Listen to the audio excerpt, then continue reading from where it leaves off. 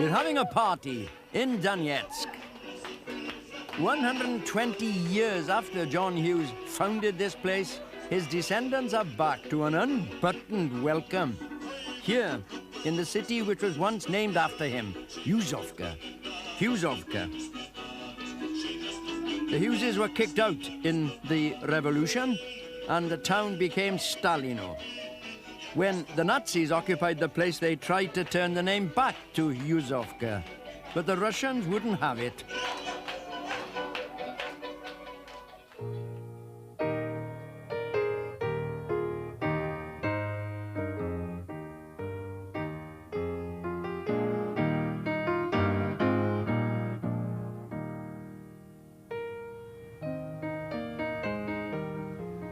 In 1943, the Red Army drove the Nazis out of Stalino.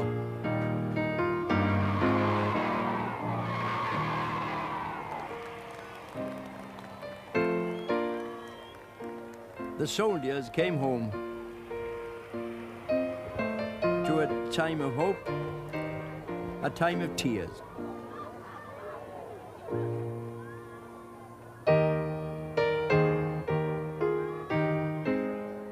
I too came home after the war to a welcome and a time of hope. As a young communist, I looked to this country for a major renewal of that hope. But what a task they faced, these people. Ruined homes, wrecked steelworks, flooded pits. When they drained these pits after the war, they found the best thing they could do was to turn back to John Hughes's original plans. They worked in a kind of frenzy. Women, mostly. They restored production with incredible speed. Production first, people second, as usual. By then, over 300,000 people crowding into the ruins. Maria Osipenko was one of them.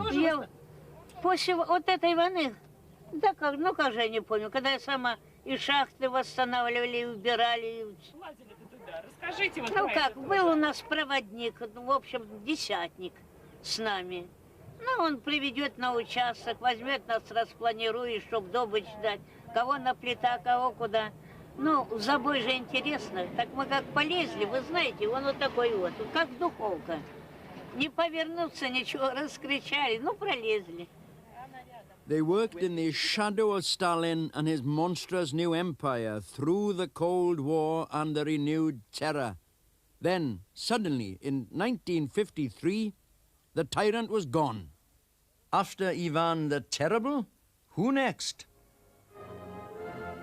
Enter Khrushchev, the cuddly bear, the local boy made good.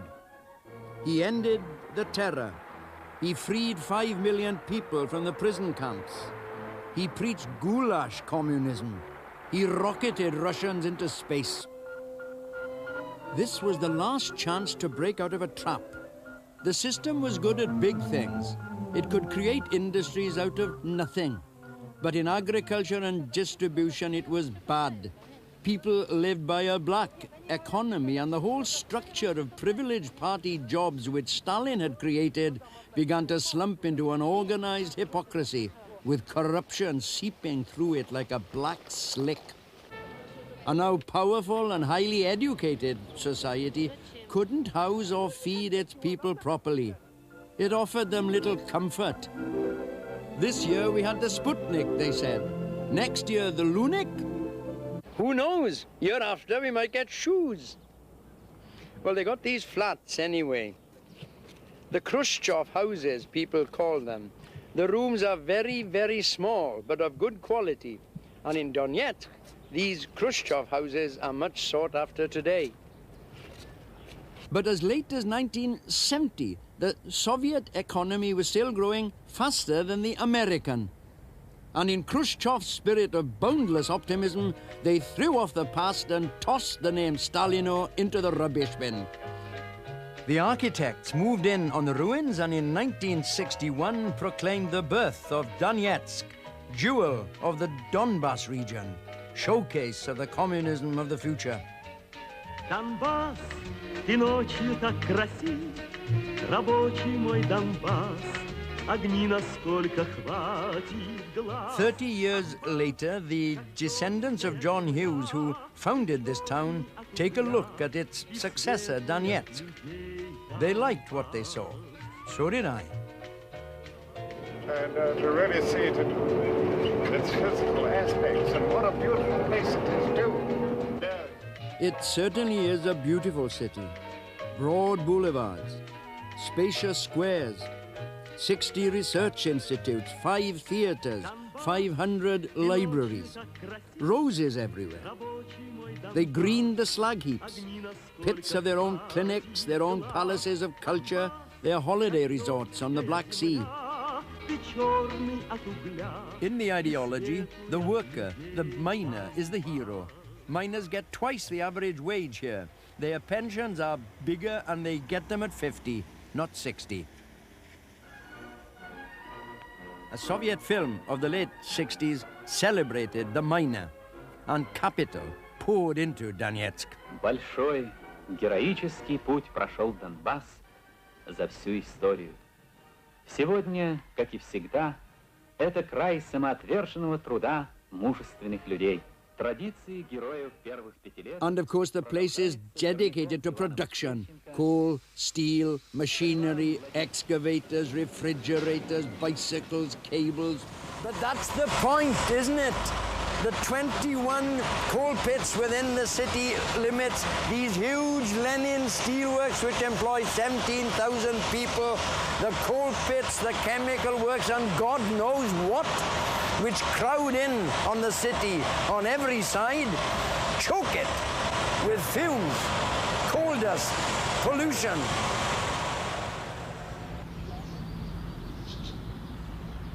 All those gardens and roses are in fact lifesavers. Without those green lungs, the place would be almost uninhabitable.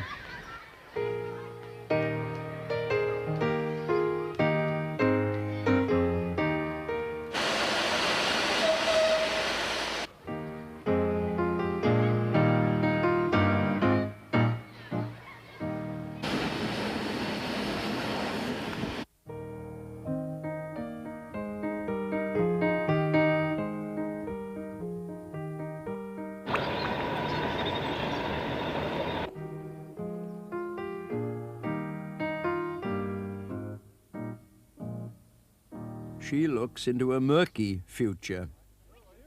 But this city stadium looks to the past. It's full of Hugheses.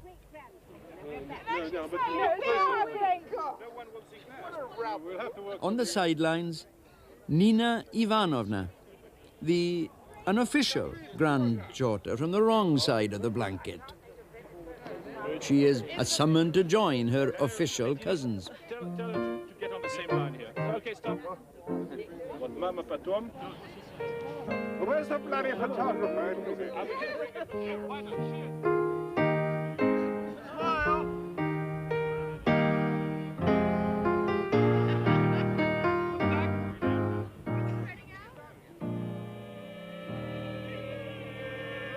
The family tree of the rulers of Soviet Russia is a sight less jolly.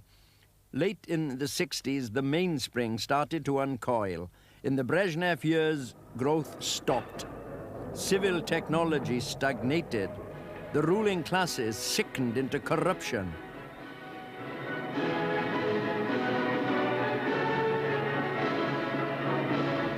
Here in Donetsk in 1970, they celebrated the 100th anniversary of their city in traditional style. But among the people, life expectancy actually fell from 66 to 62.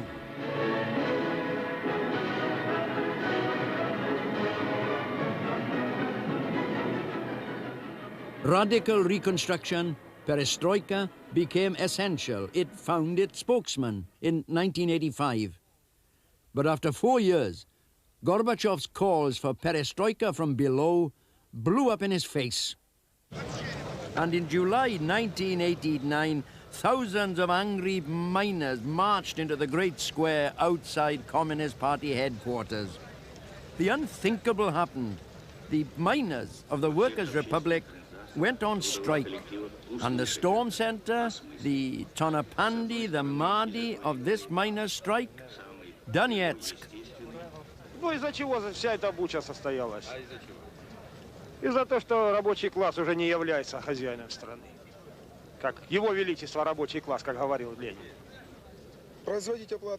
They set out a radical program. 40% тарифной ставки. Оплату производите из госбюджета. Ну что такое? Мы ночами, третья, четвертая смена, мы работаем, ночами дома не бываем. Нам за это не платят ничего. Ну что, копейки там платят.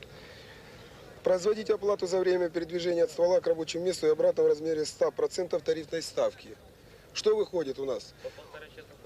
У нас очень далекие выработки, шахты уже старенькие.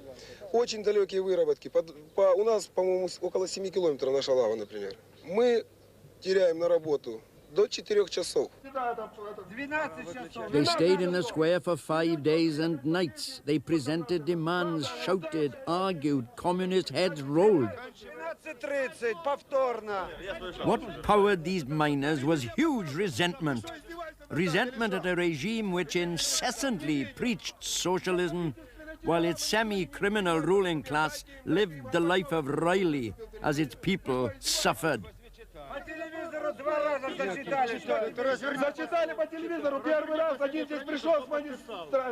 I understand their anger. They took me down the Gorky pit.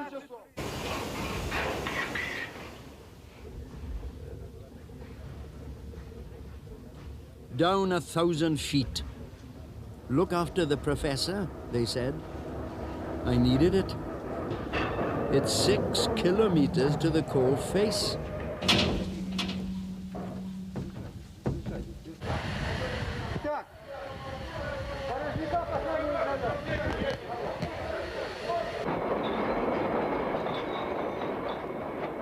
The professor rides in a coal drum, they walk. And before the strike, they weren't even paid for it. Above, girders buckle. The roof bulges. Hanging chains threaten to gouge your eye out.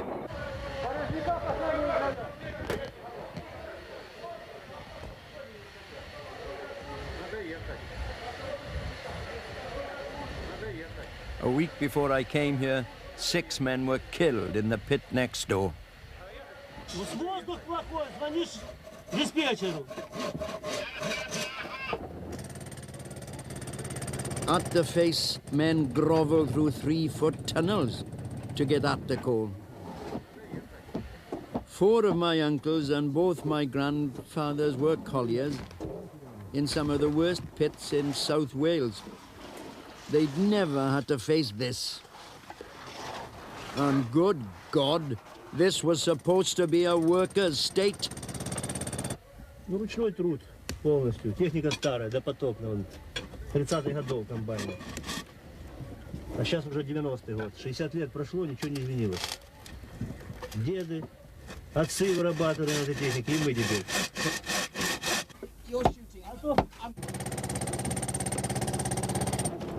Ну, вы знаете, что значит, все шахтеры вышли на забастовку. Почему? Потому что труд шахтеров очень тяжелый. Значит, многие это не понимали. Значит, социальное развитие у нас Донбасса, вообще Донецка, значит, плохое. Поэтому, значит, вышли на забастовку для того, чтобы, значит, люди стали лучше жить. Вот и вся причина.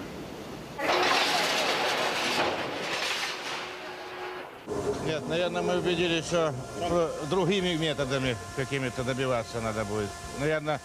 Наверное, мы не будем бастовать.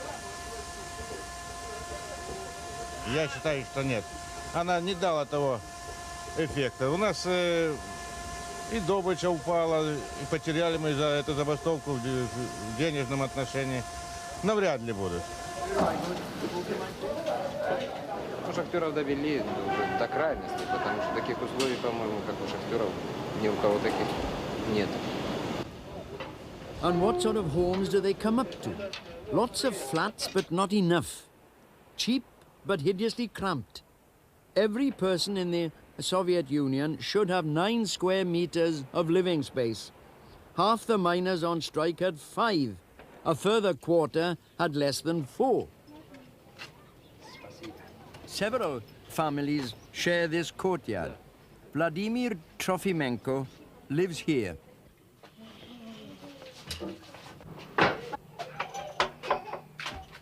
He's quite well off. He trained as a refrigeration engineer but moved to the pits for the money.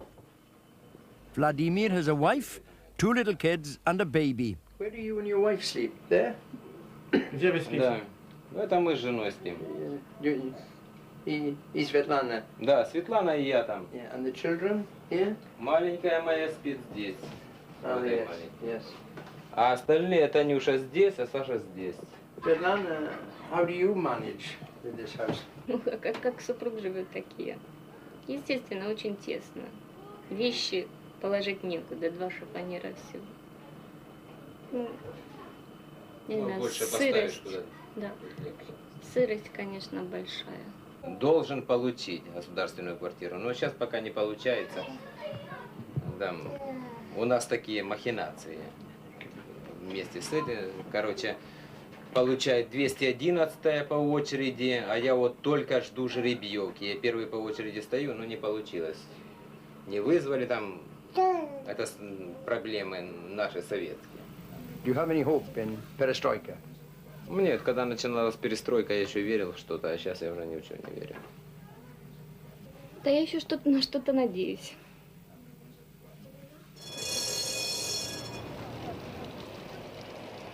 "70 years after the workers' revolution, many villages have no gas. Some don't even have cold running water. 1/5 of the population lives in decrepit houses or else has no fixed accommodation whatever. Here in Donetsk itself, these old houses without running water stand cheek by jowl with this modern block of luxury flats built by the city's architects for themselves.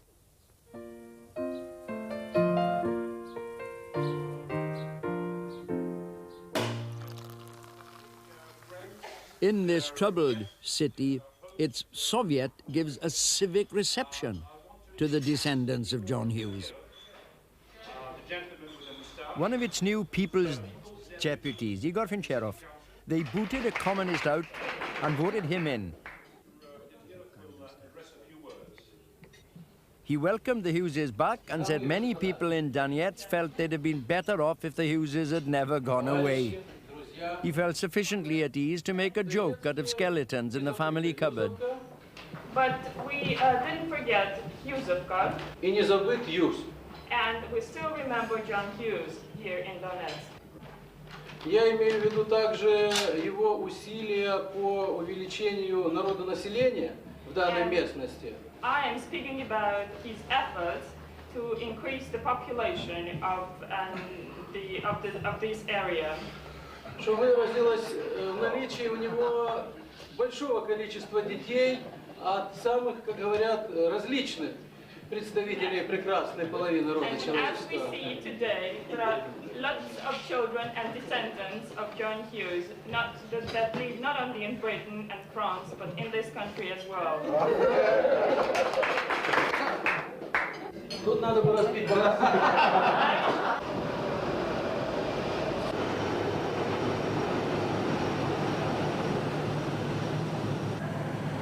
In the steelworks, which John Hughes first created, there was no strike. Для того, чтобы, так сказать, забастовать, допустим, мартеновскому цеху, надо остановить все печи. Это технически это можно осуществить, но тогда доменные печи, так сказать, им некуда будет давать свою продукцию, то есть придется останавливать весь комплекс, весь завод. А это, так сказать, для металлургов чревато последствиями. Тем более, что металлурги поддерживали выступления шахтеров, но прекращать работу они не собирались, потому что это привело бы еще к более экономическому кризису и в нас в республике, и в том же даже регионе Донбассе. Поэтому только с этих соображений мы не бастовали. У шахтеров, наверное, более крепкая организация, чем у нас. У нас нету такого.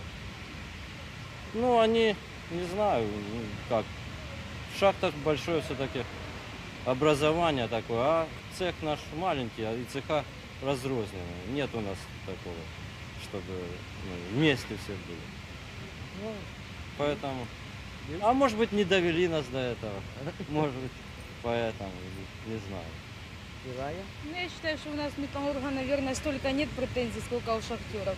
Поэтому мы остались в стороне. У них опаснее работать. У них все-таки более тяжелый труд и опасный, чем у нас. А мы в общем в стороне остались.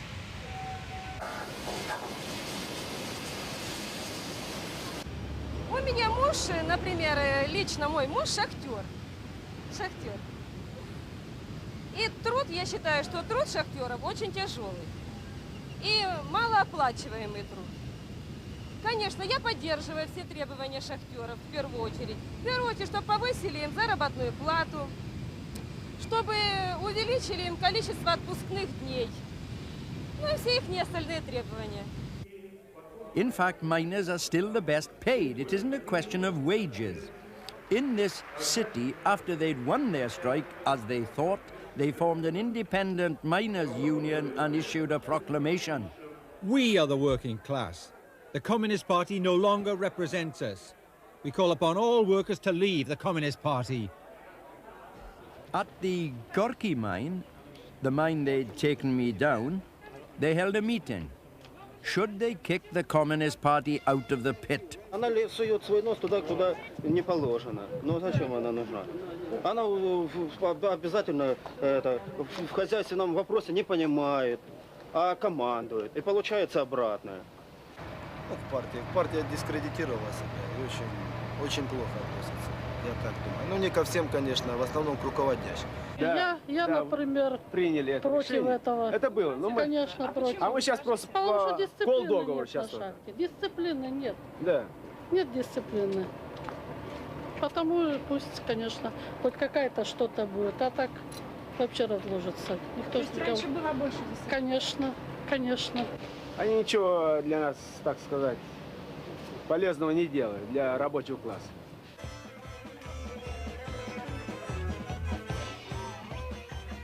And all around them the dams are breaking. Miners' Day.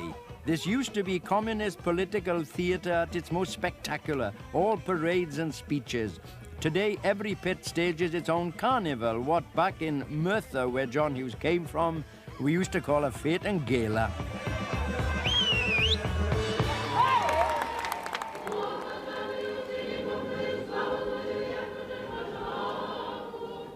The church on that same day, in full revival. This one was built by John Hughes himself at the heart of the old town. The city Soviet has just officially renamed that old town centre Hughesovka. Hughesovka is back on the map, and this is no longer a church for the old and the defeated. Young people come with their children. The church is full. The political meeting on that same Sunday? Thin and sparse. Here, radical mayors demand reform while a man stages what has become his regulation anti-communist protest. Ukrainian flags, but little Ukrainian nationalism. Their politics have lapsed into confusion.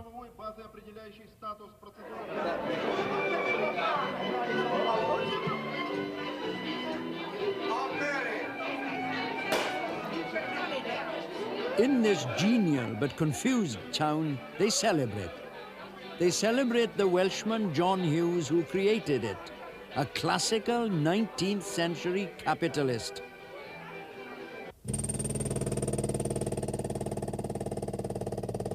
A 1,000 feet beneath us, these poor dabs hack their lives away for a communist state which loudly proclaims itself their own workers' state.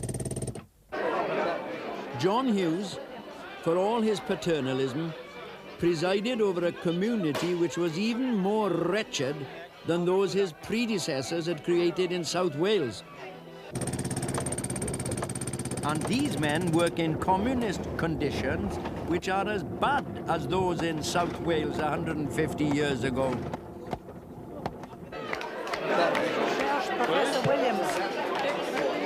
Where does this leave a man like me, who once supported this state and despite everything still understands and shares the thinking and the feeling that created it in the first place?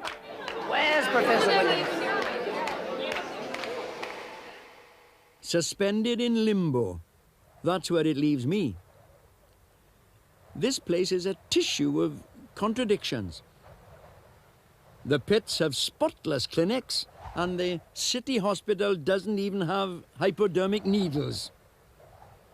It is somehow characteristic that all those roses bloom so magnificently because disease-bearing spores cannot live in the polluted air.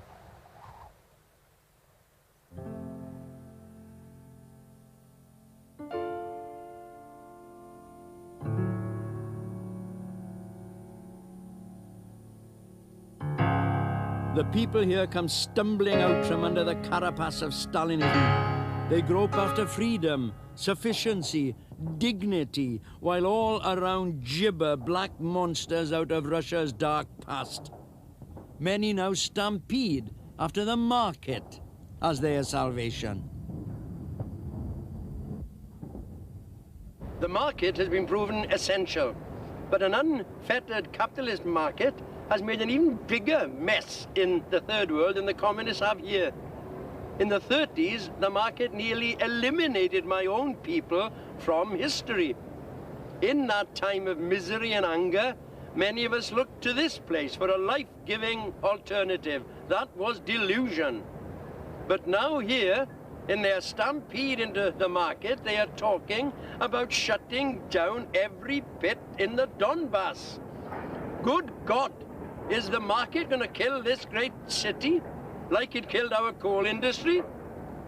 Знаете, за существование сколько советской власти, вот, эти старые, которые у нас были президенты, они обюрократились, растащили все. А сейчас надо по новой все это навернуть. In March 1991, 46 of the pits, a quarter of the miners, went on strike again because promises had not been kept. Their strike rapidly became wholly political. In May, they went back. They have wrested control of the pits from the Kremlin to their own Republic of the Ukraine. What will they do with it?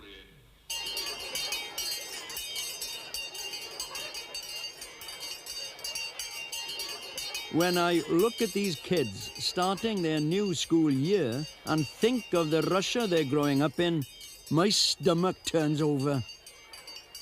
But if there is hope anywhere, it must be here. From these kids will come the people who may one day create a decent life and a decent society here. God in heaven, they've earned it.